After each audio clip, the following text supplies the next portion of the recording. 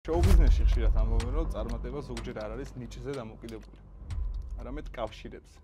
შენი აზრით, შენი წარმატება ნიჭმა მოგიტანა თუ სწორ დროს, სწორ ადგილზე აღმოჩნდა? სელში ვნახე, ვაკანსია იყო. ბევრი რამე იყო, რაზედაც ჩემი რგულეო ხმაური და აჟიოტაჟი ატყდა. ეხლა ცოტა რთული კითხვა მინდა რომ დაგესვა. დავრჩი მე და აბსოლუტურად მარტო, მოგესალმებით მეგობრებო, ეს არის გადაცემა დიდი ქვიზი, მე კი გიორგი კოკაია ვარ. დღეს ჩვენი სტუმარია ბაბი კირკიტაძე. ბაბი როგორ ახარ? კარგად, სხვათა შორის, დიდი მადლობა. მიხარი არის შენთან ვარ სტუმრად. დიდი მადლობა რომ ჩვენთან მოგწევთ. პატარა ქვიზი ბევრჯერ ჩაგვიწერე. კი ბატონო. ეხლა დიდი ვცადოთ. დიდი ქვიზის დრო.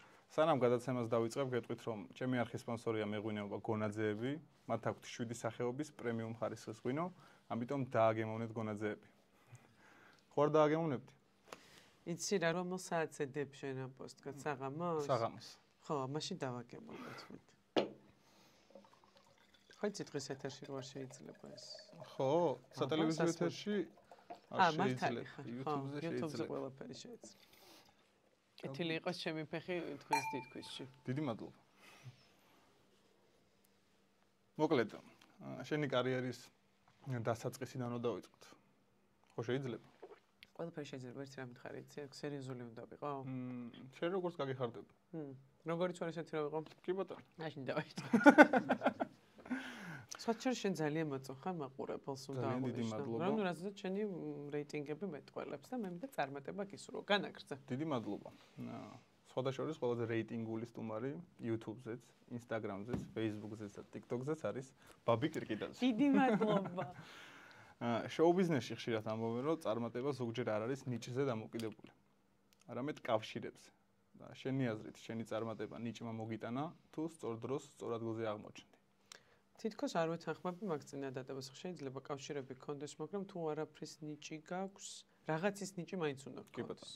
ურთიერთობების რაღაც ნიჭი. ჯერ ისედაც არ არსებობს ადამიანი, რომელსაც რაღაც ნიჭი არ აქვს. ალბათ ხო, ეგრეა. ალბათ კი არა ეგრეა და ჩემს შემთხვევაში მე მოგიყვები შენ ისტორიას, მაშინ ჩემსას როგორ დაიწყო ყველაფერი და დასკვნა შენ გამოიტანე. რა, ეგრე?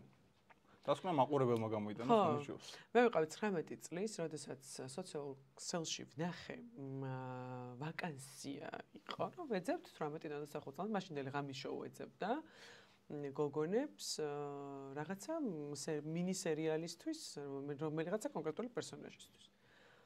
ძალიან ბევრი ჩამონათვალი იყო, რასაც ითხოვდნენ, რომ უნდა იყოს ესეთი და ბოლოში ეწერა, რომ აი ოდნავ სიმღერის ნიჭის თუ ექნება ძალიან კარგია. ეს დამატებითი ის იყო სიკეთე აღონდა. მე ამას მოვებღავიჭე, რომ ოდნავ სიმღერა ხო შემიძლია თქო და გავაგზავნე ჩემი CV. დამირეკეს მივედი. 400-მდე გოგო იყო კასტინგზე მახსოვს და რამდენიმე დღის განმავლობაში ასე ვთქვათ მიდიოდა სინჯები. ამ 400-დან 4 გოგო შეირჩა, ეს 4 გოგო დავრჩით და მე ამ 4-ნას საბოლოოდ დავრჩი მე. გასაუბრება ყავს უწარმომედგინე როგორ იცი ფილმებში რო ხეთ სცენაზე რო გადიხარ და ეგრეთ წოდებული პუშკა რო განათებს სიმბნელე რო და შენ რაღაცები რო უნდა აკეთო და თა რო უნდა იმღარ ფილმებში რაც ქონდა ნანახი რა ესე წარმომედგინე და გასაუბრება აღმოჩნდა ერთ-ერთზე პერსონაჟის განსახიერება აბა როგორ წარმოგიდგენია შენი თავი აბა ესქენი აბა ესე აბა უფრო როგორი ხასიათის ხომ მე ცოტა თქვენ ნაზი გოგო ჩემგან ვერ დადგება, ვერც ერთს ვერ ვითამაშებ. აბა როგორც უფრო მოჩხუბარი, აი ესეთი რა, ცოტა ესეთი გოგო და მოკლედ მახსოვს რომ გასაუბრებიდან მესამე დღეს უკვე კასტინგზე დამიბარეს, გადასაღებ მოედანზე.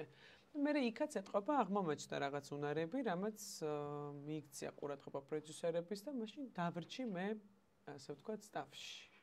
ეს ხდებოდა 10-11 წლის წინ. ანუ მე არ შევაფასებ კიდე ერთხელ გავუსვამ ხას. ხო, იცი რა არის, საჭირო დროსაც აღმოჩნდი, საჭირო ადგილას. მაგრამ 400 ადამიანში რომ მოხდები 4-ში ჯერ და შემდეგ იცი რა, ალბათ რაღაცით ხო, რაღაცა გამომარჩევდა ალბათ, ხო, სხვებისგან, ახლა ესე საკუთარ თავს უწოდა ძნელია ხა ასეთ შეფასებებს კეთება, მაგრამ ასე აღმოჩნდა, რომ ამ რამდენიმე ასეული გოგოდან დავრჩი მე და აბსოლუტურად მარტო, ქუჩიდან მისულს რო ეძახიან, აი ესე მივედი დედაჩემთან ერთად მახსოვს. სასაცილო იყო, ოღონდაც ეს ყველა იყო გოგოებთან და ქალებთან, ზოგი ბიძაშვილთან, ზოგი დედაშვილთან ერთად და მე დედაჩემთან ერთად რომ ვიდექი და ორივე სინქრონულად რო კანკალებდით ნერვიულობისგან და ხო, მასე წარმატებით დასრულდა და იმის მერე ვარ უკვე სატელევიზიო სივრცეში. ძალიან კარგი. ამან განაპირობა მოკლედ ჩემი მოკლედ ანუ შენი აცისფერ ყუთში აღმოჩენა. წარმატება დაიწყო Facebook პოსტი წაიკითხე უბრალოდ. ხო. ძალიან კარგია. აი ესე. მუსიკა ახსენე. კი ბატონო. მუსიკალურად განათლებული ხარ თუ უბრალოდ შენი ნიჭიდან გამოცდილებაა ეს შენი საიდუმლო? მუსიკალურ განათლებაზე რო გითხრა, განსაკუთრებული განათლება არ მიმიღია. ერთი მხრივ ხო ძალიან მრცხვენია ამას რო ვამბობ, მაგრამ აიცი როგორი ურთიერთობა მქონდა მუსიკასთან, მე მგონი ყველას რომ აქვს, ბაღში რომ მღერია, მე სკოლაში. თუმცა ჩემი სკოლა გამორჩეული იყო იმით, რომ განსაკუთრებული კულტურული ღონისძიებები ჰქონდათ ხოლმე და ძალიან დატვირთული იყო ამ მხრივ. ძალიან ბევრ კარგ რაღაცას ვეცნობოდით, სწავლობდით. თუმცა ასე ცალკე 7 წლები, 10 წლები ვოკალური გახეთ არ მიმეცადინია. და მეცაც გეტყვი ხომ შენ გაგიმხელი ერთ ამბავს რომ 20 თითქმის 30 წლის ასაკში მალე რომ გავხდები, გადავწყვიტე რომ მე სწავლა ფორტეპიანო და ეხლა დავიწყე, ახლახანს დავიწყე და ფანტასტიკური მასწავლებელი მყავს და მოკლედ როგორ აუღე? როგორც ჩემი მასწავლებელი ამბობს, კარგად. ძალიან კარგი. მე ძალიან მომწონს ეს პროცესი და დიდი იმედი მაქვს რომ ნებისყოფა ბოლომდე მეყოფა. შეყოფა მე დარწმუნებული ვარ. იმედია. ეკრანზე როგორ გამოჩნდი, გავიკეთე წინა კითხვიდან გამომდინარე. რო გაიხსენო გიორგი გაბუნიას ღამის შოუში, როგორ მოხვდი? გიორგი გაბუნიას ღამის შოუში მოხვდი ამგვარად, ესე იგი, როგორც მანამდე გითხარი, მე მანამდე რამდენიმე ღამის შოუში უკვე ბენდის წევრი ვიყავ. შესაბამისად, რადგანაც იყო ბენდის აუცილებლობა, ჩვენ მქონდა გამოცდილება, მე და გელას უკვე თანამშრომლობა მქონდა წინა 12 ღამის შოუებში და როგორც კი გადაწყდა, ასე ვთქვათ, რომ ეს ღამის შოუ უნდა გასულიყო ეთერში, ავტომატურად რატომღაც ჩვენც იქვე გავჩნდით. შემდგომ იყო უკვე, რომ მანამდე ჩვენ სხვა ბენდთან ერთად თანამშრომლობდით ამ ღამის შოუში. მე ისინი წავიდნენ და მახსოვს გელა ეძებდა გუნდის წევრებს. ერთხელაც იყო სადღაც ღონისძიებაზე, მე მგონი მეგობრის ქორწილში და იქიდან მიგდებს ვიდეოებს, რომ ძალიან კარგი ბენდი ვიპოვნე. და ჩამიგდო მაშინ თათას და ბიჭების ვიდეო. მოიყვანა სინჯებზე და ძალიან მომეწონა თათას ვიზუალი, რაღაცნაირი მაშინ დრედები ქონდა კიდე და ძალიან კარგად, აი რაღაცნაირი, ძალიან უცხო გარეგნობის გოგო ესედაც ხო ლამაზია ძალიან და ძალიან ეფექტური იყო. ბიჭები ნიჭიერები, არაჩვეულებრივები და მოკლედ ესე დავიწყეთ ერთად თანამშრომლობა და ძალიან წარმატებული აღმოჩნდა უკვე აი ამ შემადგენლობით ღამის შოუს. ხო, ასეა. როგორ ფიქრობ ღამის შოუში შენ რომ არ ყოფილიყავ? ხო. ესეც წარმატებული იქნებოდა? ბენდს გულისხმობ? იცი რა, რადგანაც უკვე ამოცემულობით არის წარმატებული, ცოტა ხარ რა იქნებოდა საუბარი, არ ვიცი.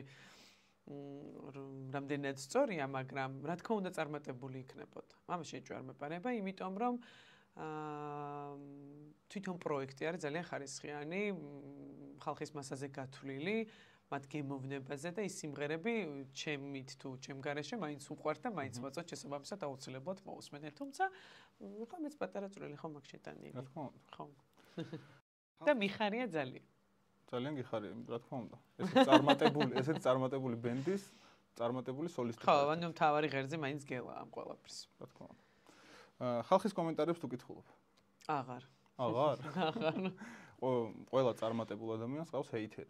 იცი რა არის ამ ბოლო დროს რაღაცნაირად ცოტა სოციალური ქსელებისგან გადავწყვიტე რომ დავისვენო, იმიტომ რომ რაღაცა ბევრი აგრესია დაგროვდა და შესაბამისად კომენტარებსაც აღარ ვკითხულობ, იმიტომ რომ ვფრთხილდები ჩემს ფსიქიკას. მაშინ ძველ ამბავს ჩავეძიები, სანამ გააუქმებდი. შენ ყველა წარმატებულ ადამიანს ყავს ჰეითერი. ასეა, და შენი ჰეითერები ყველაზე ხშირად ხასრაზე უსვამენ. იცი რა, მე ბევრი რამე მქონდა, ისეთი პასაჟები იყო. ყველაზე პოპულარული არის ესეთი ხმა რატო აქვს? მართლა, ესეთი როგორი? რაღაც მამაკაცური ხო. მე მომწონს. კვიზებზე ეგრე მიწერდნენ ყოველ შემთხვევაში. მართლა, მე მომწონს სხვათა შორის ჩემი ხმის ტემბრი გავკადნიერდები და ვიტყვი ხმა მაღლა. მომწონს აი ესეთი ბოხი, სუყი ხმა რომ მაქვს და ბავშვობიდან ასეთი ხმა მაქვს, ესეთი. ზოგს გონია რომ დაყენებული ყავს, არა. ხო და არა, ასე ვსაუბრობ მეკობრებო. და ბევრი რამე იყო, რაზედაც ჩემი რგულეო ხმაური და აჟიოტაჟი ატყდა, აღარ მინდა ამ თემების გახსენება და ჩაძიება. თუმცა იყო იქ ჩაცმულობიდან დაწყებული, ფრენით დამთავრებული, თუმცა ყველაფერი მაინც ახალისოა. ძალიან კარგი. ეგ მაინტერესებდა, სახალისოა. დღეს უკვე. თუმცა ფრენაზე მე მაშინაც ძალიან გავერთ. ერთი წამით არ მინერვეულე. ძალიან სახალისო იყო. ყველა სასაცილო მიმი რა გახსენდება? აუ, ძალიან ბევრი იყო. ძალიან ბევრი იყო. მაგრამ ნუ ახალ წელსაც რომ მე ვიყავი დაკიდებული განათებებზე, მომეწონება. ყველგან რომ შენი სიმღერები ისმის. ხო. შენი თავი თუ მოგბეზრებია. სხვათა შორის მქონდა ეგეთი შემთხვევა, ბათუმში ვიყავი, ვისვენებდი ერთ-ერთ სასტუმროში და ესეთი ლოკაცია ქონდა, რომ გვერდით მარჯვნიდან ამარცხნიდანაც რაღაცა ბარები იყო. და აივანზე გამოვედი, აი მზის ჩასვლას მინდა ვუყურო და აქედან ლალები ისმის, იქიდან როგორმე ნატრები და თან ეს ქაოსურად ერთმანეთში რო ირეო და აი მაშინ მივხვდი, რომ გამორთეთ გთხოვთ, აღარ მინდა და თან ძალიან დატვირთული გრაფიკით რომ მუშაობდით, ის საფხული იყო, ყოველ დღე თუ არა ყოველ მეორე დღეს კონცერტი გქონდა და უკვე აი ეს ერთი და იგივე, აი რაღაცნაირად მე გბეზრდება რა, ცოტა იღლები ამ ყველაფრისგან. თუ მოგიწევს ერთი ცნობილი ქართველი ადამიანი ამოიღო შოუ ბიზნესიდან. ვის ამოიღებდი? ამ წამს რო გაიჩინო ვინმე მტერი. რა ცუდი შეკითხვა არის. ყველა ვინც არის, ყველას აქვს თავისი დანიშნულება, თავისი სეგმენტი და წარმატებულები არიან, რადგან იცი შენ მისი სახელი და გვარი, ესე იგი მისი პროფესია შედგა, მისი გზა სწორია. მე წარმოვიდგინე ესეთ, ანუ ეს კითხვა რო იწერებოდა, ესეთ რაღაც წარმოვიდგინე. ახლა მე დავასახელებდი ინსტაგრამზე. არა, ინსტაგრამზე ვიღაც სკროლავ და ამას რა უნდა შოუ ბიზნესში. ესეთ რაღაცას ამბობ. არასდროს მქონია მე მსგავსი დამოკიდებულება.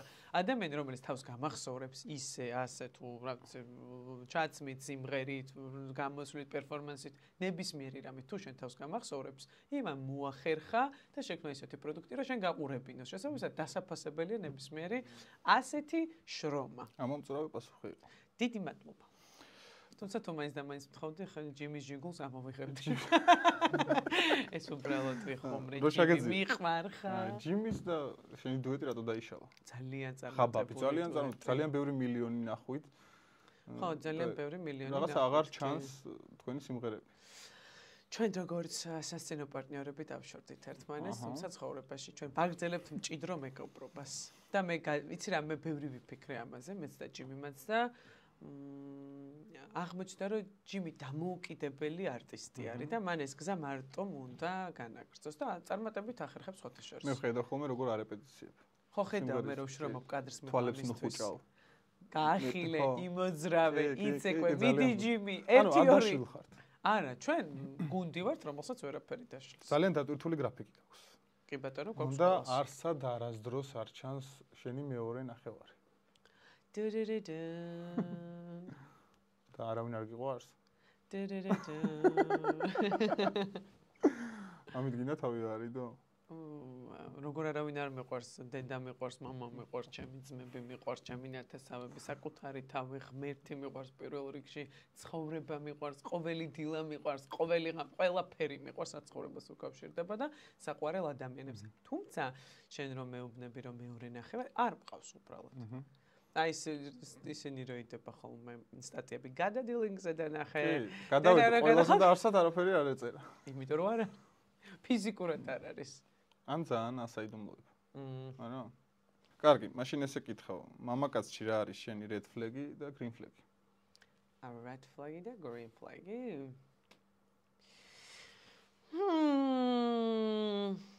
გეტყვი. აი ძალიან არ მიყვარს ზოგადად მამაკაცკენ ზოგადად ადამიანში რო ვერ ხვდება, რადგან ალკოჰოლზე არის და საუბარი და ახლოს გვიდგას, რო ვერ იგებს თავის ზომას ასმელს. ანუ ზღვას რო ცდება ხოლმე და მე აი მდგომარეობაში რო გადადის, არავისგან არ მომწონს, ეგ არის ძალიან red flag-ი. კი ბატონო. და green? კარგი ადამიანი. ანუ რა შედის? მზრუნველი ყურადღებიანი? მზრუნველი ყურადღებიანი, პატივისცემა. ზოგადად როგორ იქცევა ადამიანებთან, მშობლებთან, დებთან, ძმებთან, სხვებთან, ჩემთან და ასე შემდეგ. არ იყო ამომწურავი პასუხი, მაგრამ შემდეგ კითხვაზე იცი რა ხო, ძალიან ზოგადად კარგი ადამიანი უნდა იყოს რა, არაფერი ხა ის თვალიცისფერი უნდა ქონდეს, თმაოდნო, მუქი და ცოტა ხუჭუჭი, აი ცოტა გრძელი და აი ეს არ მაქვს ხა ეგეთ სტანდარტები. ბაბი კირკიტაძე ისი მადლობელია? ღმერთის მადლობელია. შობლების მადლობელია, საკუთარი თავის მადლობელია, ყველა იმ ადამიანის მადლობელია, ვინც მის ცხოვრებაში ყოფილა, მეგობრების მადლობელია ძალიან, მოკლედ ყველაფრის მადლობელია, რამაც იგი შექმნა ბაბი კირკიტა. ყველაზე ცუდი თვისება რა გაქვს? მე მაგალითად შენ თუ იცი, აბა ჩემი ცუდი თვისება. კი. ნუ მაშინ ერთ-ერთ ვიტყვი. რამდენი იცი? თქო მოგისმე. ერთს გეტყვი. ქართული ლიგის ერთ-ერთს გეუბნები და დანარჩენი შევუნდოთ. იცი, ქართული ლიგის ჩაწერა იყო. ხო. გირეკავს ერთ-ერთი რედაქტორი. მერე 15 წუთში მოვალო. და მოხვედი 45 წუთში. კი. არა. ეს მე რაც ვიცი. მაგაზე ჩემი მეგობარი მეუბნებოდა სულ რო არსად გაგვიანდებოდეს ერთ შუქნიშანს მაინც მატყუებოდა რატო აკეთებ ამასო გიორგი ყვებოდა გაბურნია ეგეთ ისტორიას რომ არა არ იცისო და უბრალოდ ქუთაისიდან ურეკავ ხოლმე რო გამოვდივარო რომ მოვედი დიდუბეში ვარ უკვე და კიდე 15 წუთი მალოდინებს რომ მივდივარო დროის შეგრძნების ამბავია თუ რატო? ხო. უკულტურო ვარ ამ საკითხში, ბოდიშ ვიხდი ყველასთან, ვისთანაც ოდესმე დამიგვიანია, მე ვიცი რომ დრო ძალიან მნიშვნელოვანია, ძალიან ძვირფასია, მაგრამ აი რაღაცა მჭირს ეთყობა, რაღაც დაავადება იქნება რა, უბრალოდ სახელი არ არის.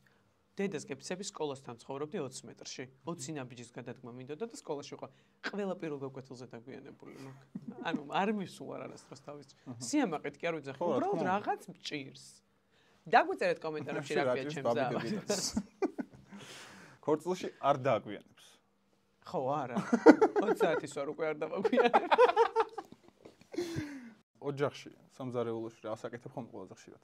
მე არაფერს, იმიტომ რომ დედა ჩემი ფანტასტიკური კულინარია და ფიზიკურად მე აღარ მიშვები შიგნით, იმიტომ რომ დედა ჩემი აკეთებს საოცარ კერძებს. თუმცა თუ არ არის ხოლმე, უცებ მე ყველაზე მარტივად რაც გამომდის ხოლმე, უცებ ჭადი და ყველი სუარი. ჭადი და ყველი სუარი. გებრიელად, იმერულად დაჯექი მე ერთ. ჭადი უნდა იყოს ცხიმით, თუ ცხიმის გარეშე. იცი რა, ზეთიანი მჭადები მიყვარს მე რა გავაკეთო. გამომცხვარიც მიყვარს, მაგრამ ზეთიანად კეცინებს და კაი დაბრაწული როა, კაი. გასაგებია. მოკლედ, შენ გრაფიკზე ბევრი ვისაუბრეთ დასაწყისში. ამ ბოლო დროს დაგემატა დილის გადაცემა. დიახ, ჩემი დილა. კომფორტულად გრძნობ თავს დილის გადაცემაში? აუ, ძალიან კარგია. და ეს განაპირობა იმან, რომ ძალიან კარგი გუნდის წევრები მყავს. ფანტასტიკურ ადამიანებს შევუერთდი, სრული კომფორტი მაქვს, წარმოგიდგენია, ახლა მე შენ თან ხომ მოყევი ჩემი დაგვიანების შესახებ და დილის ეთერი, რომელიც არის პირდაპირი. თან დილით 6-ზე რომ უნდა ადგე. და მე რო იქ არ ვაგვიანებ. მე რო იქ არ ვაგვიანებ, ხო ხვდებიან როგორ მომწონს ეს ყველაფერი. აი ბავშვები ხო არიან სკოლაში წასვლა რო უხარიათ და მე ერთხელ აჟიტირებულები რო იძინებენ, იმიტომ რომ მე ერთო სკოლაში მიდიან, აი ესე ვარ დილაზე.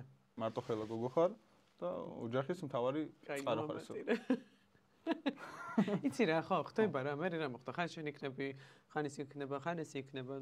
საერთოდ არ განვიცდი ამ ამბავს მტკივნეულად არც აღვიქვამ. პირიქით მადლობა ღმერთს, რომ აქვს შესაძლებლობა იმის, რომ ვიყო კი ბატონო, მე ვიყო ის ადამიანი, ვინც რაღაც პასუხისმგებლობებს აიღებს ოჯახში და არ მაქვს ამისი განცდა საერთოდ. პირიქით მიხარია, მოტივირებული ვარ და უფრო მეტიც მინდა რომ გავაკეთო რა თქმა უნდა. სანამ ბაბი კირკიტაძე გახდებოდა ესე ვთქვათ ვარშკლავი. ხო, რაღაცა მე უხერხულა ხო. არა, ეგრეა ფაქტია. კარგი. დაგიჯერებ. რა საქმიანობა? მღეროდი მაშინაც, იცი როგორ იყო? მე რო სკოლა დავამთავრე, მალევე დავიწყე სიმღერა ერთ-ერთ რესტორანში. როგორ მოხსოვს, იცი, მან მოხვედრაც აი ძალიან ისე იყო რა, რთული იყო. და რაღაცნაირად მანდა ძალიან ბევრი ვეცადე იქ დამეხმარნენ რაღაცები რომ აბა მოვუსმინოთ იქნებ კარგად თან არ ვიცოდი ჩემთვის სრულიად უცხო გარემო იყო და როდესაც დავიწყე რესტორანში როდესაც უნივერსიტეტში ჩააბარე მაშინ პირველ კურსზე ვიყავი ხო მალევე უკვე კასტინგიც ვნახე რა იქიდან 6 თვეში 6 თვეში ანუ ჯერ დავიწყე რესტორანში სიმღერა და პირველი 2 თვე ჩემი დამყვებოდა ხოლმე რესტორანში და თავისთვის იჯდა ხოლმე იქ კუთხეში მე მიმღერა 3 საათი 4 საათი ვღეროდი ხოლმე და მე წამოვიდოდი ხოლმე ერთად სახლში და ძალიან შრომატევადი იყო ეს ყველაფერი თან უცებ რაღაცა უცებ მოხდა ეს პასუხისმგებლობა უნდა ამეღო მივხვდი რომ საჭირო იყო უკვე მე შემოვდიოდი თამაში და დედაჩემ ძალიან განიცდიდა მახსოვს ამ ამბავს, მაგრამ ამას მე არ მანახებდა და მე რა მოხდა პირიქით, კარგია დედა, ჩვენ შეგვიძლია აპარა, წამოდი ეს ის და რაღაცა მე 2 თვის მერე უთხრა რომ კარგი დედა, ახლა ნუღათადი ხარ, ნუიღლები, რაღაცა. მე მივხედავ მარტო ამ ამბავს, პატარა აღარ ვარ და მოდი ვივლი ხოლმე და თან იქ ჩემის მეგობრებიც მუშაობდნენ და ისინი მაგცებდნენ ყურადღებას მოკლედ. მე მალევე იყო რომ ღამის შოუ სტუდიაში აღმოჩნდი, გამიმართლა და სხვადასხვა რესტორნებში ვაგრძელებდი მე მაშინ სიმღერას. ძალიან დიდი გამოცდილება მივიღე სხვათა შორის მაშინ. კი, რაღაც კომპლექსების გადალახვაშიც დაგელახა. ძალიან ბევრ რამეში, კი, ძალიან ბევრ რამეში დამეხმარა, თუნდაც ხმის დახვეწაში უფრო ამხელ აუდიტორიასთან სიმღერა გამოსვლა, თავის წარმოჩენა, რაღაცა ბევრი რამე იყო, რაც ვისწავლე და ძალიან გამომადგა შემდგომ ეს ყველაფერი. მე მახსოვს ეგეთი ამბავი, მოკლედ რაღაცა ცოტა ესეთი მძიმე პერიოდი გქონდა ეკონომიკურად და რაღაცა გამოსავალი მინდა და მეპოვნა რა, მოდი რა ვქნა, ხა რა შეიძლებოდა და მაშინ არც მღეროდი, არც არაფერი, ანუ ჯერ კიდე სიმღერისგან ცოტა გაუბედავი ადამიანი ვიყავი რა, მაინც ვერ ბედავდი, მერიდებოდა ამდენი ხალხის წინაშე, ვერ წარმომედგინა რა, ხო მაშინ მომღერალი ვიქნებოდი და აღმოვაჩინე რომ ფლაიერების დარიგებით შეიძლებოდა რომ რაღაცა ფინანსური სარგებელი მიმეღო და მახსოვს რომ ჩემი პირველი სამსახური ეგ იყო, ფლაიერებს ვარიგებდი. ოღონდ როგორ მახსოვს იცი რომ ძალიან ციოდა და ანაზღაურება იყო 3 საათში იყო 10 ლარი თუ 15 ლარი რაღაცა ეგეთ ახებ და ძალიან მონდომებული ვიყავი რომ ეს პროდუქტი მე რაც მქონდა ამ ფლაიერებზე რომ ყველასთვის თან ვაცნობდი და დავრბოდი წინ და უკან თოლში კარში იმაში აბაში და მე ერთი მაღაზიის ეთყობა გაყიდობა კარგად იმუშავა მე მეორე მაღაზიამ შემომთავაზა დავწინაურდი აქაც და მოკლედ ეგ ამბავით ძალიან ესეთი სახალისო იყო პატარობიდან ესეთი მშრომელი ხარ ხო კი არასდროს მეთაკილებოდა შრომა რა მე მგონი რომ ნებისმიერი შრომა არის დასაფასებელი და ეს ყველაფერი უკვალოდ არ მიდის გეხმარება პიროვნულ ზრდაში განვითარებაში აუცილებლად გეხმარება და მე უკვე სხვადასხვა ამბებს ეჭიდები იმასაც და ესე ნელ-ნელა ცდაში ბევრი რამ გამოვიარე და ძალიან საინტერესო გონია რომ არის ჩემი ცხოვრება დღევანდელ დღემდე და იმედი მაქვს რომ კიდევ უფრო საინტერესო იქნება მომავალში. შენ ანუ ესეთი შრომით აგრძელებ ეხლა უბრალოდ ეს პროფესია შეიცვალა. კი ბატონო. იცი რა სცენაზე გქონდა ყოველთვის მინდოდა. ბავშვობიდან ზუსტად ვიცოდი რომ აუცილებლად ვიქნებოდი სცენაზე. ვიმღერებდი, ვიცეკვებდი, მსახიობი ვიქნებდი და სპექტაკლს ვითამაშებდი. ეს ზუსტად არ ვიცოდი, მაგრამ აუცილებლად უნდა ყოფილიყავი სცენაზე. ეს ოცნება იხდინა. ნამდვილად ავიხდინა. ძალიან კარგად გამოგდის ეს ყველაფერი. კი ბატონო. მე როგორც ვიცი და საზოგადოებამაც ყავს წარმატებული ძმა. ძმები ყავს, მაგრამ წარმატებული რეჟისორი, ესე ვთქვათ. ბოლო სეზონის. დიახ. ჩვენ ვიცით როგორი მეგობარი ხარ. როგორი შვილი ხარ. როგორი და არის ბაბი კირკიდაძე. იცი რა, ეს ალბათ მას უნდა გკითხოთ ერთსაც და მეორესაც როგორი და ვარ, მაგრამ ერთი რაც ზუსტად ვიცი რომ უზომოდ მიყვარს ორივე. აი რაღაცნაირად არაბუნებრივად, არანორმალურად მიყვარს და ძალიან კარგი ურთიერთობა მაქვს ორივესთან. ვერ წარმომიდგენია ვერც ერთი წამი, რომ ისინი არ არიან ჩემს სიახლოვეს. ბაკო უფრო მეტად შორტ დისტანციაზე არაჩვეულებრივი ოჯახი ყავს, საოცარი მეუღლე და უსაყვარლესი შვილი. მე ნიკოს მამიდა ვარ. და უფრო მეტად ამთან გადაღებები გრაფიკი იმას აქვს თუ აქ მართლა არ ძინავს და მართლა საოცარ პროდუქტებს აკეთებს თავის მეგობრებთან ერთად. თუმცა მიუხედავად ამისა მგონია რომ მაინც ძალიან კარგი დაძმობა გვაქვს და იციან რომ ჩემი იმედი ყოველთვის აქვთ და მეც მათ იმედი მაქვს ყოველთვის აუცილებლად ეს დაძმობა რაღაცა სხვანაირი ურთიერთობა არის რა რაღაცნაირი სამუდამო ყველაზე თბილი და ტკბილი გადაჯაჭვულობა არის და მადლიერი ვარ რომ ყავს ეს ორი ცალი არაჩვეულებრივი ადამიანი. გასაგები ახლა ცოტა რთული კითხვა მინდა რომ დაგესვა. აბა როგორი რთული. ყველაზე დიდი ტკივილი რა იყო შენ ცხოვრებაში? არაფერი ახლა იმაზე მწარე და მტკივნეული, როდესაც საყვარელ ადამიანს კარგავ, ხო, ოჯახის წევრს და მე მახსოვს პირველი ესეთი ტკივილი ჩემთვის იყო, როგორ დაიცვალა ბაბუაჩი. მე ვიყავი მაშინ 13 წლის და რაღაცნაირად ძალიან ახლო მეგობარი იყო ჩემი. გიждდებოდი ისე მიყვარდა დღემდე საოცრად მიყვარს ბებიაჩემიც, ბაბუაჩემიც, მაგრამ პირველი ესეთი ტკივილი იყო ბაბუაჩემის გარდაცვალება და ძალიან მოულოდნელი იყო. მგონია რომ ძალიან დაგვაკლდა ურთიერთობა, თორემ ბევრ რამეს ვისწავლიდი მისგან. ძალიან გონიერი ადამიანი იყო და ძალიან ღვთისმიერი კაცი იყო. და ცოტაშორის მე რომ ვიხსენებდი, ძალიან ბევრი ისეთი თავისი საიდუმლო ქონდა ჩემთვის განდობილი, რომელიც აი ბავშვს არ უნდა უთხრა, მე ესე მგონია, იმიტომ რომ რაღაც მომენტში და ფეხი რო დამცურებოდა და სადმე მეთქვა ხმაური მოყვებოდა მოკლედ, მაგრამ როგორც ჩანს ძალიან მენდობოდა და მადლიერი ვარ რომ ქვია მისი შვილიშვილი, თუმცა გულისტკენა მაქვს, შეიძლებოდა რომ მეტი ურთიერთობა გქონდა და ძალიან პატარა ვიყავი და ბევრი ამის გააზრება ვერ მოვასწარი, ბევრი ამის სწავლა შეიძლებოდა მისგან და ტკივილი თუ რამე შეიძლება მოიტანოს, ეს ყოველთვის არის ადამიანური დანაკარგი. ძალიან პატარა ვიყავიო, ბაბუა რო გარდაიცვალა თქვი, მაგრამ რაღაც ისე საუბრობ, რა გასწავლა. ცხოვრებისეული გაკეთება. ძალიან ბევრ რამეს გვასწავლეთ. რა ბაბუა ჩემს ახლა ასე ბევრი შვილიშვილი ყავდა და შვილიშვილების გარდაც მიშვილიშვილები, დიშვილიშვილები, რომელთა პატრონიც იყო და გვასწავლიდა ცხოვრებას რა, რომ ეს ცხოვრება არ არის მარტივი და შრომით და აბაბაბუ და მიდი და შრომით და მიაწეკით და გაითვალისწინე როგორც ჩანს. იცი რა, მე გეტყვი ხა ერთ ამბავს, პატარები ვიყავით, მე, ჩემი ძმა და ჩემი დეიდაშვილი, ასე ვთქვათ, ერთი თაობის ბავშვები ვიყავით და ვენახში ჩაგვიყვანა ბაბუეჩემო და გვეუბნება რომ ერთო წკრივსო ვინცო გათოხნითო მიიღებთ 10 ლარსო და ატყდა ერთი ამბავი ჩვენი ზომა თოხები და გვერიგა და მე აღმოვაჩინე რომ უფროს თაობაშიც ეს ქონდა გაკეთებული მოგცა პატარა ზომის თოხები ნუ ატყდა ამბავი დილით 8 საათზე ჩამს ყდარი ესენი ვენახში და თოხნით არა თუკ იქ დაგვრჩება ამოტრიალდებით საგულდაგულოდ ლამაზად ვაწეცრიგებთ ყველაფერს და ჩემი ძმა დავხედი მეზობლის ბავშვს დაუძახა მოდიო ჩვენო ეს 10 ლარი ახლა გავიყოთო უთხრა 5 შენ და 5 მე თვითონ დაჯდა სკამით ვენახში აი ეს ბავშვი ეხმარებოდა ჭუით გვაჯობა და ჩვენ ოფლიანები, მაგრამ ნუ ყველა მივიღეთ ჯილდო მახსოვს და აი სენაშრომას გვასწავლიდნენ. ძალიან ბევრ რამეს სწავლობდი ხოლმე სოფელში რო ჩავდიოდი, ისე მიყვარს ის წლები, გიჟდები. ყველაზე რთული იყო ჩემთვის სუმი მეშინო და ქათმის. აი ქათმი მამლის დღემდე ისე მეშინია რომ ხედავ.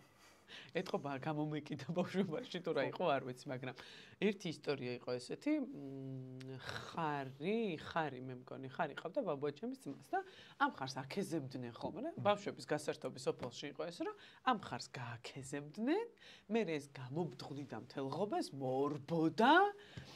აი ესე რომ ცხვირიდან რო აიავშტ იმას უშვებს, ხო იცი, ორთქლს რა ესე რომ მორბის და ესენი გარბოდნენ და იყო ერთი ამბავი.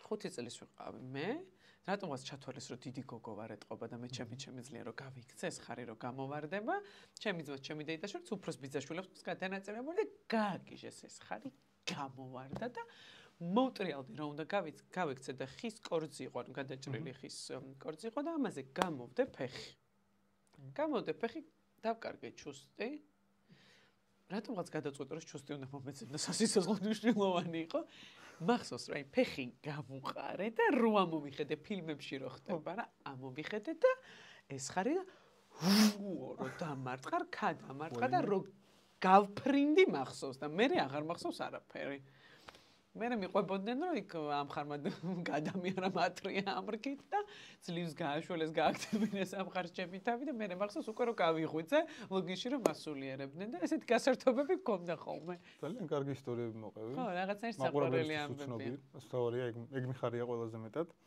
და ბოლოში რო გავიდეთ ხო ერთ დავალებას მოგცა აბა სად ვარ ტოპ 5 მომღერალი რომ ჩამოთვალო ყველა დროის ტოპ 5 მომღერალი კი ბატონო იცი რა უპირობოდ ჩემი განსაკუთრებული სიყვარული არის უიტნი ჰიუსტონი, რომლის ხმაც არის შეუცვლელი შესრულება, მანერა, სილამაზე ყველაფერი.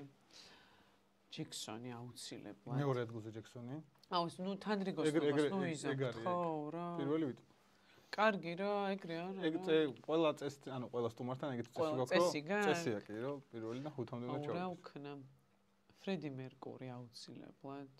რომელ ადგილზე? ადგილებს ნუ მეკითხები შენ გადაანაწილე. მესამე ადგილი. ეხლა ამ თანრიგოსნობაში რანაირად როგორ მეკცევი? მე ძალიან მიყვარს რეი ჩარლზი. მეოთხე ადგილი. ამას აქვს თავისი ისტორია და ბიტლზები. და გეტყვი რატომ? ახლა ეს ხუთეული შევავსოთ. პატარა ვიყავი და მაშინ ესე არ იყო რა YouTube-ები და რაღაცეები არ იყო ესეთი ხელმისაწვდომი რა. ყოველ შემთხვევაში ჩემთვის არ იყო.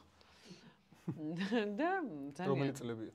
არ ვიცი, ბატა 2003 4 ვიყავით 5-8 დავჭირდა 4 და დისკების CD გაქირავება რაღაცა ეგეთები იყო რა, ეთქო ფილმებიც შეყიდო სიმღერებს რაღაცებს და მამაჩემო წამიყვანა და მახსოვს მაშინ არ ვიცოდი ბიტლზების შესახებ, ძალიან პატარა ვარ რა, 6-7 მაქსიმუმ 8 წლის ვარ. და მაშინ ვიყიდე 2 CD, ეს იყო ბიტლზები. მაგათი მთელი ტურნე იყო ჩაწერილი და ნუ აი რა ხდებოდა და სახეს როგორ იხოკავდნენ და როგორ ხდებოდნენ კულისებში, როგორ იტენებოდა სტადიონები და სრულიად მონუსხული ვიყავ, დაზეპირებული მქონდა მთელი ეს ალბომი და მთელი ეს ამათი ტურნე და რეი ჩარლზი, რომელსაც აი მართლა გაუჩერებლად უსმენდი და იყო ის სიმღერები, რომლებიც აი უცხო, ანუ არც ისე პოპულარულია, მაგრამ მე რო ვაფრენ და ვგიჟდები, ისე ძალიან მეყვარს და ის პირველი სამეული რაც შეეხება, ნუ აი ციხე მე მგონია რომ ყველასთვის გამორჩეული, ყველასთვის საყვარელია, ყველასთვის ძალიან დიდი არტისტია, რომელმაც ახლა დატოვეს ისტორია და სულ მუდამ იქნებიან. მე მაინტერესებს სად იქნება ბაბი კიტკიტაძე 15 წლის შემდეგ. იცი რა არის, აუცილებლად რაც არ უნდა მოხდეს, ზუსტად ვიცი რომ ვიქნები აი ამ პროფესიაში, იმიტომ რომ შეიძლება ძალიან ბევრი ბულინგი გავიარო, ძალიან ბევრი რაღაცა კბენა, ლანძღვა, დაჭმა, მაგრამ ეს არის ის, რაც ძალიან მიყვარს. ეს არის ყველაზე მეტად რაც მავსებს და მაბედნიერებს. ხალხთან ყოფნა, მათთვის რაღაცა კარგის შექმნა, დადებითი ემოციების გაზიარება, თუნდაც გაღიმება ერთ ადამიანსაც რო გაღიმებ, უკვე ძალიან კარგი ამბავია და აუცილებლად ვიქნები ამ სფეროში, თუმცა როგორ წარიმართება ეს ყველაფერი, ამის პროგნოზირება არ ვიცი ხა, არ ძალმიც. ჩემი ბავშვობის ოცნება იყო, ყოველთვის მინდოდა რომ ძალიან ბევრი შვილი მყავდა.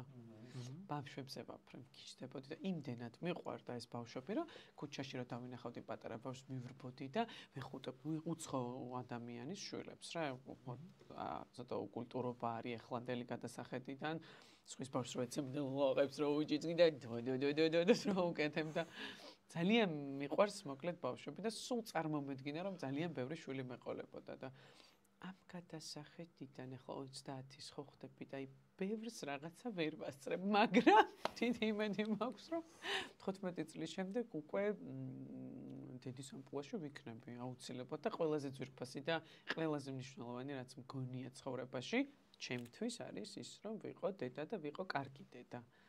ამაზე დიდი ოცნება არ მაქვს. ძალიან კარგი მოსასმენი იყო ბოლო სიტყვები განსაკუთრებით რაც თქვი. ძალიან კარგი ადამიანი ხარ, აქედან დავიწყოთ. დიდი მადლობა რომ დღეს ჩვენთან ერთად ხარ.